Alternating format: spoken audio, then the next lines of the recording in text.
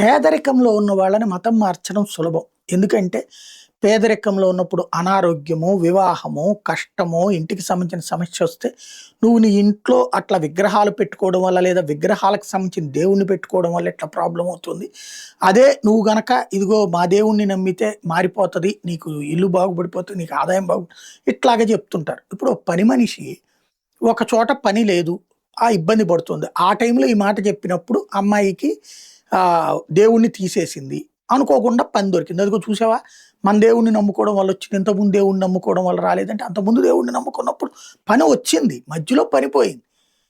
దానికి ఇట్లాంటి కథలు అల్లుతారు. ఇప్పుడు అలాగే ఈ మతస్థులు వాళ్ళకి ఉద్యోగాలు పోవా అంటే లేదు. అదొక వ్యూహాత్మకంగా ఒక ఎకో సిస్టమ్ ద్వారా కథ నడుపుతుంటారు. గిరిజనుల యొక్క ఆర్థిక పరిస్థితులు, గిరిజన యొక్క ఆరోగ్య పరిస్థితులను అడ్డం పెట్టి ఆదివాసీ గిరిజన ప్రాంతాలలో చేస్తున్న మత మార్పిడి నిరోధక చట్టం వచ్చింది కాబట్టి అమల్లోకి తీసుకొచ్చి అరెస్టులు చేసింది మహారాష్ట్ర గవర్నమెంట్. 22 మంది క్రైస్తవ మహిళలు కలిసి మొఖాడా ప్రాంతంలోని ఆదివాసీ గిరిజనుల్ని మతం మార్చడం కోసం వెళ్ళారు. వాళ్ళందరికీ ట్రాన్స్పోర్టేషను, ఫుడ్డు, అదర్ ఎక్స్పెండిచర్ అంతా కూడా భరించినటువంటి సంస్థ.